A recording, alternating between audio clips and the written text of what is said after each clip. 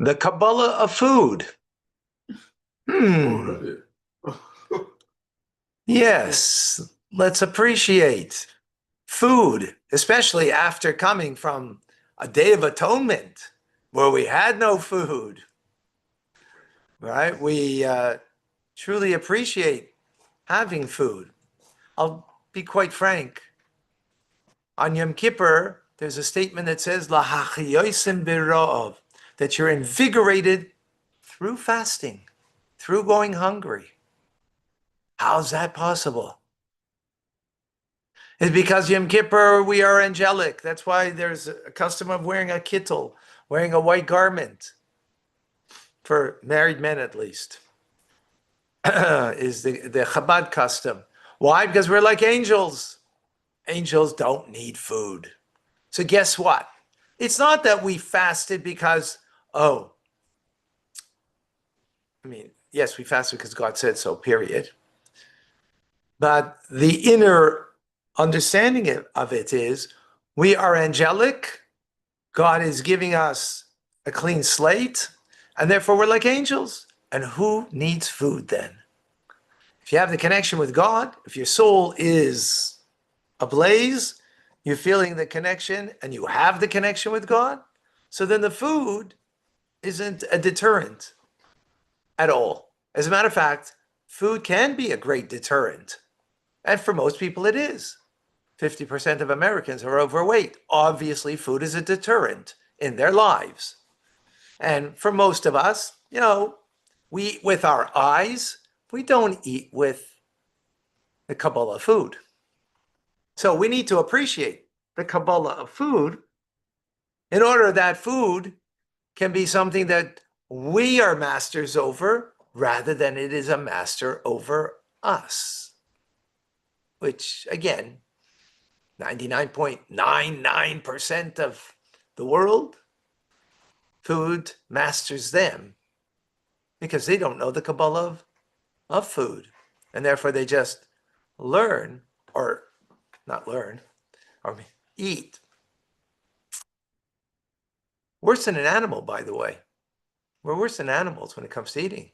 Because animals eat what they need to eat. We eat. They don't eat with their eyes. They eat with their stomach. We eat with our eyes. Oh, it looks amazing, looks delicious, looks wonderful, and therefore I want to have it. Animals eat to live. You're right. Live, exactly. Yeah. Animals eat to live, and humans live to eat. Well, not after today. After today, we're going to learn what it means, the depths of the Kabbalistic teachings of food. Okay. So we're in the 20th letter. We will coming to a conclusion here and understanding this very deep and profound teachings that the Alter Rebbe wrote a few days before his passing. And welcome to everybody. Welcome to Tanya today. Rabbi Ronnie Fine coming to you from Chabad Zurich and Gedeshim in Montreal, Canada, where it's a privilege and a pleasure to share with you the Tanya. So what is this idea of food? Why is it has such power over us? So what we're understanding over here is God within creation, and specifically that the physical world, which is the last thing on the totem pole, if you will, not a good word, it's idolatry. Originally, it's a form of idolatry, but you get the message, right? That it's the end of all of creation. It's the physical world. There's spiritual worlds, and all of it culminates in this physical world. This is the original thought that God had, is the physical world that he wants. And to get there are many intermediaries, interfaces, like Kesser, the crown that we spoke about. Even the world of emanation, which is an emanation of God, not God. There's the emanator, emanation of God, and then creation, 3 different dimensions. So emanation is only a means for the ultimate end, which is this physical world. Even though the emanation is one with the emanator, right? Not separate. In other words, God's kindness is one with him, as we learned, right? Not separate from him. Yet there is it is the limitation of the divine attributes that is God's power of limitation, vested in it with the power to what? Create. Create what? Create what? This physical world. How? Something from nothing. Ex nihilo, right? Yesh mi'ayin. Now, in that process, there are 2 elements of God, and then through godliness that it gets brought down. So what's the 2 elements of God? So we had the metaphor of the infinite light, round circle, because round is infinite, emerges from there. The kav, the line, right, which is the power of the potential of finitude, right? This is all a metaphor, obviously. Those 2, the infinite light and the finite potential, are vested within Malchus. Malchus has in it, vested in it also, the other 9 attributes. But in all of that is vested the infinite light of God and the finite light of God, vested within it, that gives it then the power that it could create. And of course, God creates by his word, right? All of that breaks through Malchus of Atzilus, which is the emanation of God. There it's as emanator. It breaks through into creation. Bria, Yitzira, and Asiya. The 3 spiritual worlds. And then finally, this physical world. That breakthrough, right, that comes through the power of Malchus that comes now to create, it breaks through with all of those elements, that from there comes a radiation, and a further radiation, and a further radiation. Of the divine.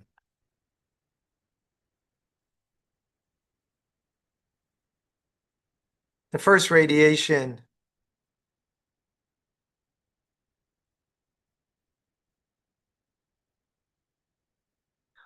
brings us miracles, is the source of miracles. The second radiation of radiation, there's all of this through the Tzimtzum contraction, right?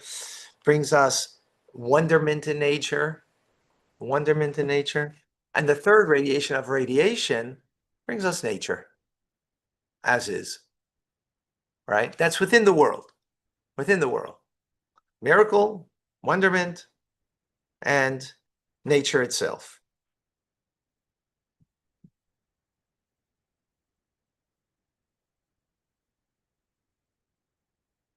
Right? All of that is with the infinite light of God that is encompassing. And then the finite kav, the line, the kav, is all there, part and parcel, breaking through into the spiritual worlds of Bria, Yetzirah, and Asiya. And then in Asiya, the spiritual world, Malchus of Malchus, this is the lowest level of the power of the divine. Vested within it is the Chachma of and all of the rest, the Chachma of that world, the divine wisdom of that world. As we learned, the only remaining divinity that's there in a revealed way is the light and the neshama light. Which, by the way, that's why in Yom Kippur we light a neshama light, right? The divine. special light that we light on. Right. So that is the vestige of revealed divinity that has the power now to create. Now, it creates what? The physicality of this world. What represents the physicality of this world? Not fire, not air, not water, but earth. Right? Those are the four elements of creation. All of it is creation, physical creation, right? Those four basic elements of creation, right? Again, fire, water, air, right? Those are two things above, water, and then an earth, right? Earth is the lowest of them, the heaviest of them. Actually, earth should be lower than the water, but God makes water below the earth out of his kindness. But we'll leave that out for a moment, right? Because it's so earth is the lowest of all of creation, right?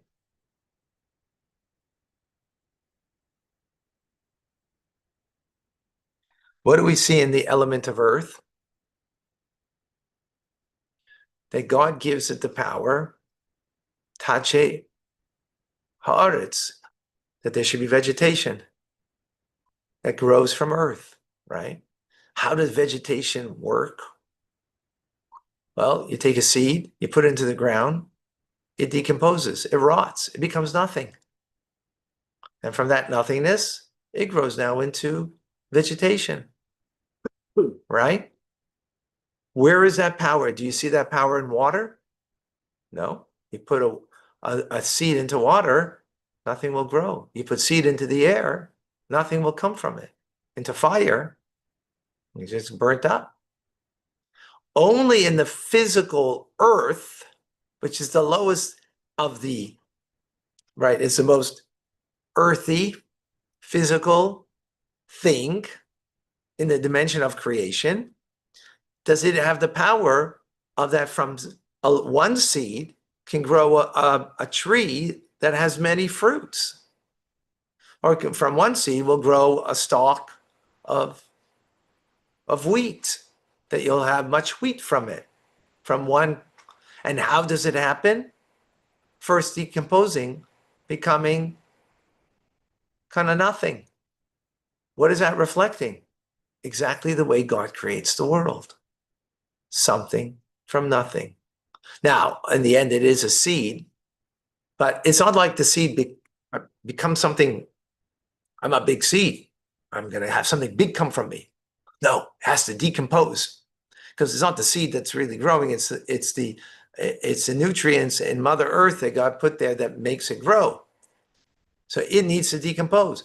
There's the only sampling we have in the world, right, of God's power of creation. Something from nothing is a Mother Earth. Now we have it in a mother too, in giving birth to a child, but that's not the common day, everyday, all around us experience, right? Now, the other it brings over here, but doesn't the Medrash say that there's an angel over every blade of grass that says grow? So is it not the angel? Here we're saying it's from God himself, through Malchus of Asiya, right? That's vested within, and the Neshama light that is creating something from nothing. And all of a sudden now we're saying, but it's the angel. Okay, it's an angel from God, but it's not direct from God. That's only to make it grow. But to exist, it's the power of something from nothing. That anything in the physical world shall exist, that's the power of the Ein Sof, the Kav, the breakthrough through Malchus, as we've just explained, to create the existence of the physical. The fact that the physical will grow like a blade of grass, that's a different power. The growth of it. But the existence, there's two different things. We think things exist. Nothing exists. God is making it exist, right? Every moment he's making it exist. He's making me exist right now. He didn't make me exist many years ago when my mother gave birth to me. No, this moment he is. Something from nothing. We just not capable of perceiving that. But that's the reality.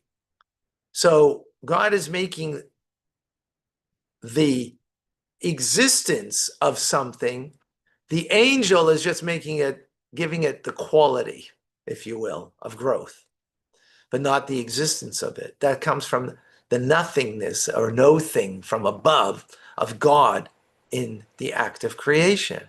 So what do we have over here? The physical. But this we can understand the Kabbalah of food.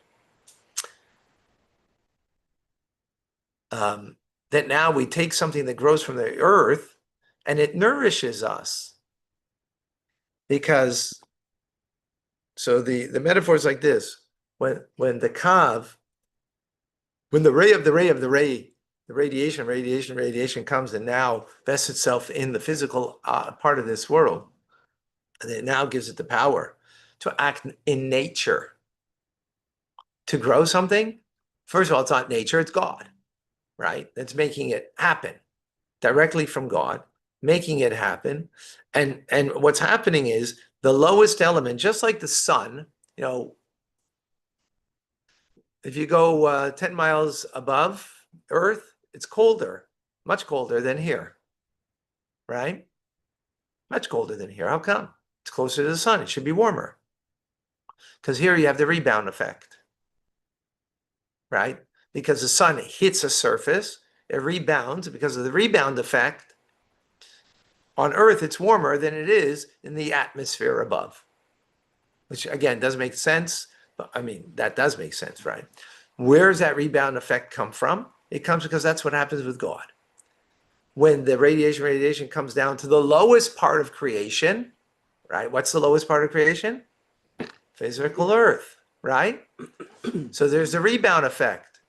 Rebound effect is that now, from the lowest point, it shoots back up, which means it shoots back up. That vegetation that is the lowest point that is created by God, as we just explained, right?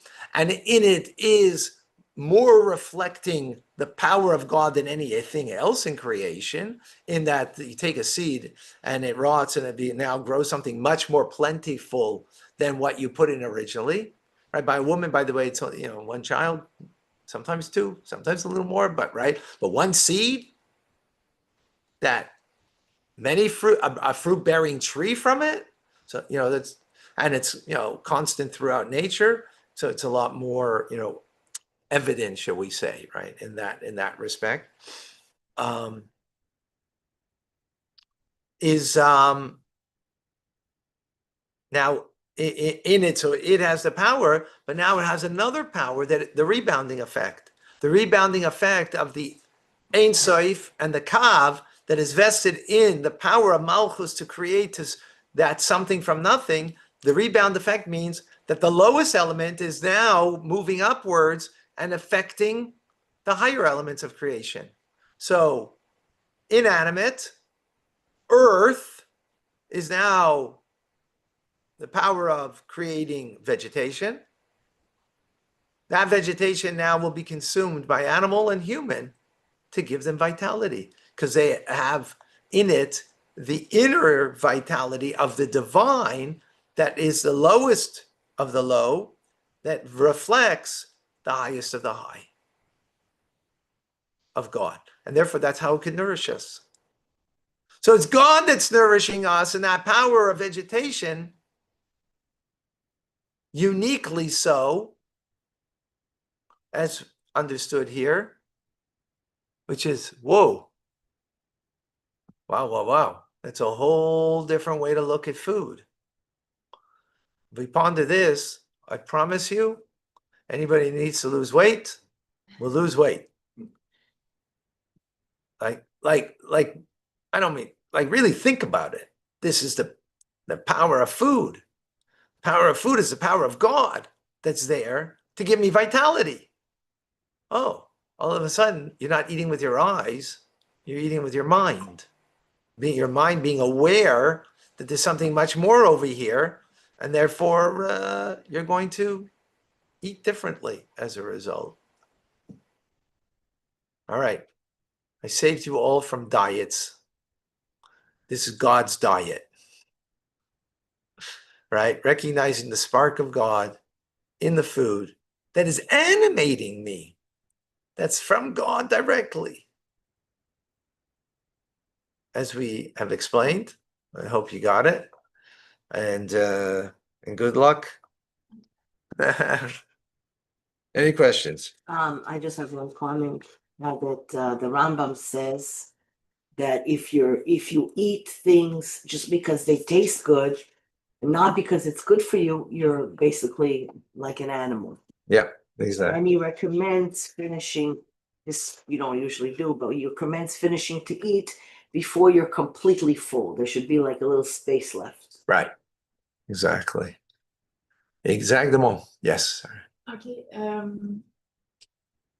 When someone's cook food, if he have like some things he passed through, like he have not good energy, is it going inside the food? Like after that we eat this and it affect us? Of course, everything. Yes. Because at some point 5 years ago I was starting to feel like wasn't able to eat inside restaurant and stuff, because I was feeling like the anger of the cooker and the And that's I mean, there's for sure there's something to that, for sure. But actually, more importantly to appreciate, this is the idea of kosher food. Like, people question like what you put into your mouth, as long as it's healthy and it's good or whatever, and you don't eat with your eyes, you eat properly. So what's the difference if it's kosher or not for a Jewish person? And there's only for a Jewish person that has to eat kosher, right?